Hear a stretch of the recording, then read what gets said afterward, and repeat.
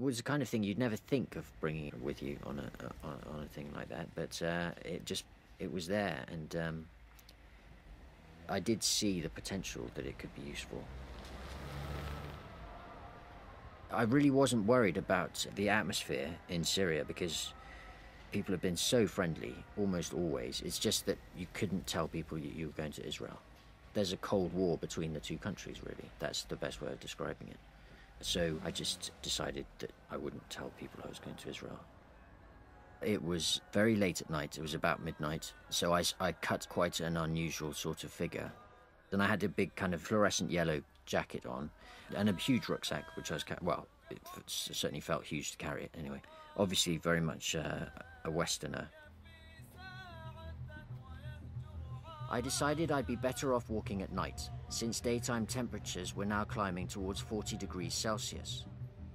At about midnight, however, I came to a stall by the road where the chap in his 20s mistrusted me from the outset.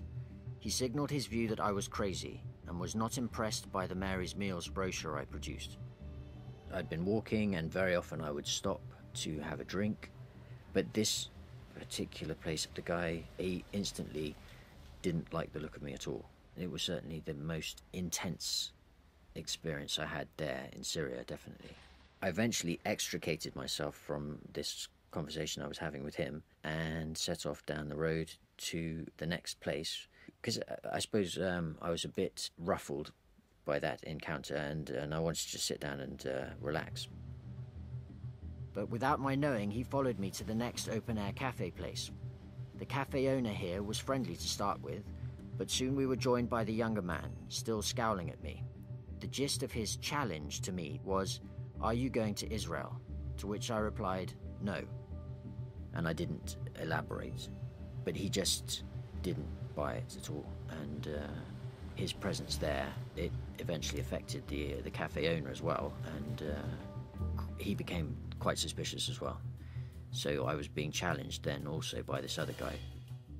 The atmosphere steadily deteriorated, and the cafe owner began to look at me in the same way. He told me he'd served in the army and produced his wallet with a photograph of a soldier saying, "This is my friend. He was killed in Israel. I hate Israel. Are you going to Israel?"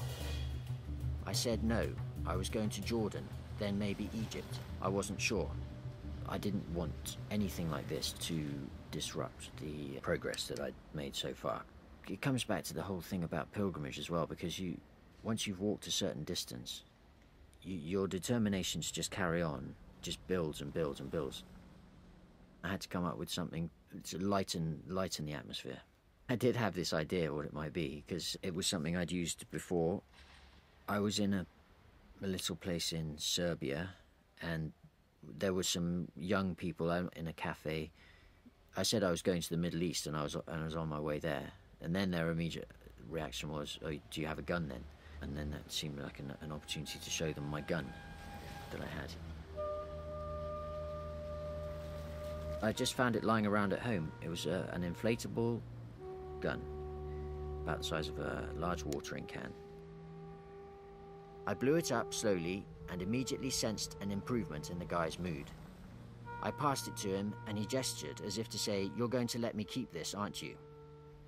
Well, he smiled for the first time. I'm sure he didn't necessarily want to show that he was smiling, but he definitely thought it was funny, and the scowl just went away. That was it. The whole atmosphere seemed so much brighter after that.